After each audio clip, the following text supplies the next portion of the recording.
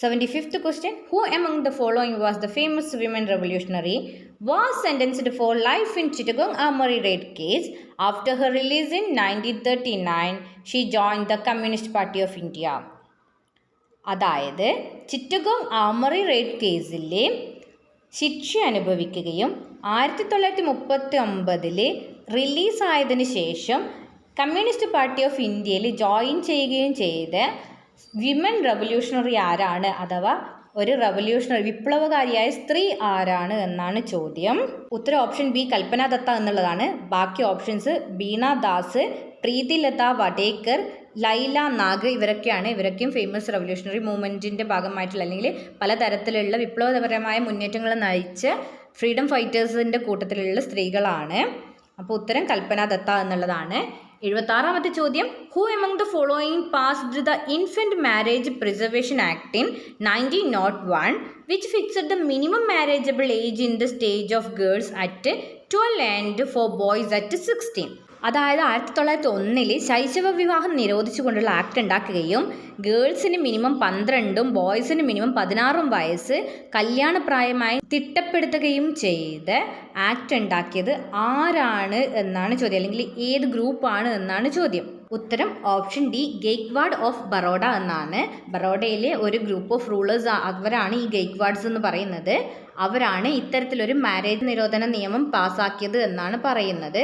ബാക്കിയുള്ള options Holkars of Indore, Bhonsle of Nagpur, Bhonsle of Kolhapur എന്നിവരൊക്കെയാണ്. ഇതൊക്കെ എന്ന് പറയുന്ന ഓരോ സ്ഥലവും അവിടുത്തെ റൂളേഴ്സ് അല്ലെങ്കിൽ എലൈറ്റ് പാർട്ടീസിനെയാണ് പറയുന്നത്. ഹോൾക്കാർ എന്ന് പറയുന്നത് ഇൻഡോറിലെ ഒരു ഗ്രൂപ്പായിരുന്നു. ബോൺസ്ലെ എന്ന് പറയുന്നത് നാഗ്പൂരിലത്തെ ഒരു ഗ്രൂപ്പും ഉണ്ടായിരുന്നു. അതുപോലെ കൊലാപൂരിൽ വേറൊരു ഗ്രൂപ്പ് ഉണ്ടായിരുന്നു. രണ്ടും ബോസ്ലേസ് തന്നെയാണ് അറിയപ്പെട്ടിരുന്നത്. ഓരോ പ്രദേശത്തെ റൂളിംഗ് ഡൈനാസ്റ്റീസ് അവരുടെ പ്രദേശത്തിൻ്റെ പേര് അടക്കം പഠിക്കുന്നതിൻ്റെ ഗുണം ഇവിടെയാണ് വരിക.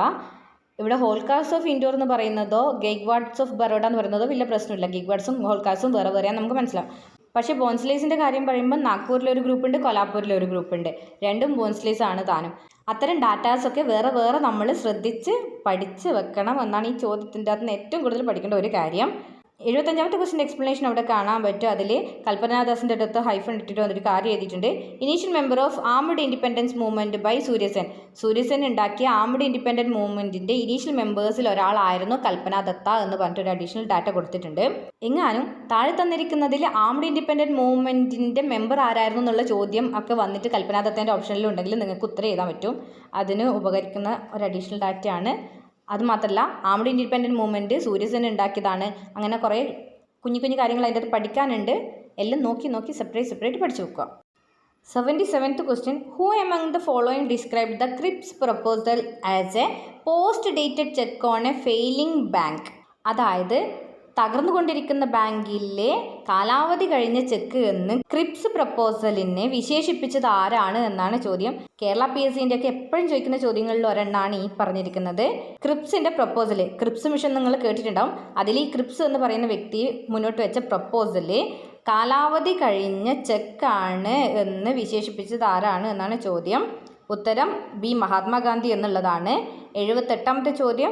Which of the following pairs is not correctly matched എന്നാണ്. 4 കേസും അതുമായി ബന്ധപ്പെട്ട ആൾക്കാരുടെ പേരുമാണ് ഇവിടെ കൊടുത്തിരിക്കുന്നത്. First one Chittagong armoury raid, അത് സൂര്യസെൻ. ഇനിയുള്ളത് Kakori conspiracy case Ashfaqulla, Lahore conspiracy case Jatin Das, D Meerut conspiracy case Mirza Abbas. അതിൽ ഉത്തരം option D Meerut conspiracy case Mirza Abbas എന്നുള്ളത് തന്നെയാണ്. അതായത് ബാക്കിയുള്ള 3 കറക്റ്റ് പേരാണ്. ഓപ്ഷൻ ഡി കറക്റ്റ് പേരല്ല. ഇവിടെ ഉത്തരവുണ്ട്. ചിറ്റഗോങ് ആർമറി റെയ്ഡിൽ സൂര്യസെന്നും ബന്ധമുണ്ട്. കാക്കോരി ട്രെയിൻ റോബറി കേസിൻ്റെ കോൺസ്പിറസിയിലെ അഷ്ഫാഖുള്ളക്കും ലാഹോരി കോൺസ്പിറസി കേസിൽ ജതിൻ ദാസുമായിട്ടും ബന്ധപ്പെട്ടിട്ടുണ്ട്. മീററ്റ് കോൺസ്പിറസി കേസ് മിർസ അബ്ബാസുമായിട്ട് ബന്ധപ്പെട്ടതല്ല. 79ാമത്തെ question. Ishwar Chand Vidyasagar was associated with which institution that espoused the cause of women's education? അതായത് വിമൻസ് എഡ്യൂക്കേഷന് വേണ്ടി സപ്പോർട്ട് ചെയ്ത ഏത് ഇൻസ്റ്റിറ്റ്യൂഷനുമായി അസോസിയേറ്റ് ചെയ്തിരിക്കുന്ന വ്യക്തിയാണ് ഈശ്വർ ചന്ദ് വിദ്യാസാഗർ എന്നാണ് ചോദ്യം. ഈ എസ്പോസ്ഡ് എന്ന് പറയുന്ന വാക്കിൻ്റെ അർത്ഥം അഡോപ്റ്റ് ചെയ്യുക അല്ലെങ്കിൽ സപ്പോർട്ട് ചെയ്യുക എന്നുള്ളതൊക്കെയാണ്. അപ്പോൾ താഴെ തന്നിരിക്കുന്നതിൽ ഒരു ഇൻസ്റ്റിറ്റ്യൂട്ട് വിമൻ എഡ്യൂക്കേഷനെ സപ്പോർട്ട് ചെയ്തിട്ടുണ്ടായിരുന്നു. മാത്രമല്ല അതുമായി ബന്ധപ്പെട്ട വ്യക്തിയാണ് ഈശ്വർ ചന്ദ്ര വിദ്യാസാഗർ.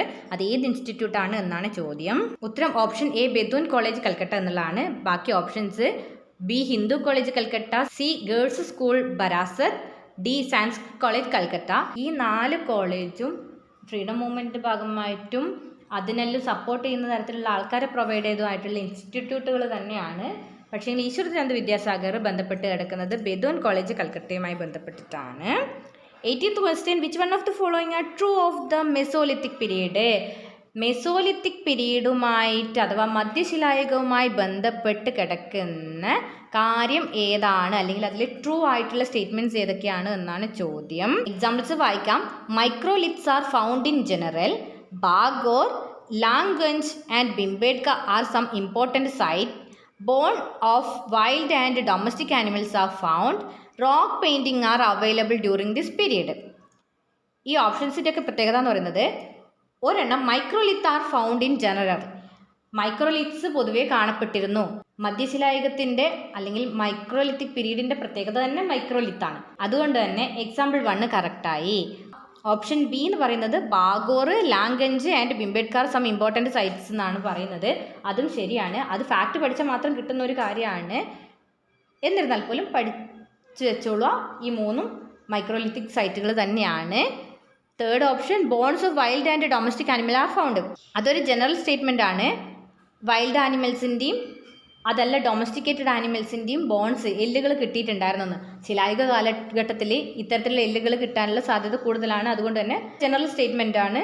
ചിന്തിച്ചാൽ അത് ശരിയാണ് എന്ന് വെക്കുന്നതിൽ തെറ്റില്ലാത്തൊരു സ്റ്റേറ്റ്മെൻ്റ് ആണ്. Fourth example, rock painting are available during this period എന്നുള്ളതാണ്. ശരിയാണ്. മൈക്രോലിത്തിക് ഏരിയാസിൽ നിന്നും റോക്ക് പെയിൻറ്റിങ്ങുകൾ അവൈലബിൾ ആയിട്ടുണ്ട്.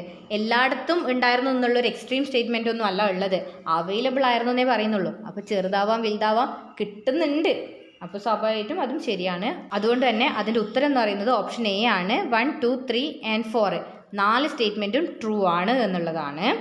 അവിടെ 79ാമത്തെ ചോദ്യത്തിൻ്റെ എക്സ്പ്ലനേഷൻ കാണാൻ പറ്റും. Bethune college Calcutta established as a girls school in 1849 as college in 1879. അതായത് 1849 കൽക്കട്ടയിൽ ഗേൾസ് സ്കൂളായിട്ട് തുടങ്ങിയ ഒരു ഇൻസ്റ്റിറ്റ്യൂട്ടായിരുന്നു ബേദൻ കോളേജ് എന്ന് പറയുന്നത്. പക്ഷേങ്കിൽ അത് 1879 30 വർഷത്തിന് ശേഷം അത് കോളേജായിട്ട് അപ്ഗ്രേഡ് ചെയ്തു. അങ്ങനെയാണ് ഈ ബേദൻ കോളേജ് ഉണ്ടാവുന്നത് എന്നാണ് പറഞ്ഞത്.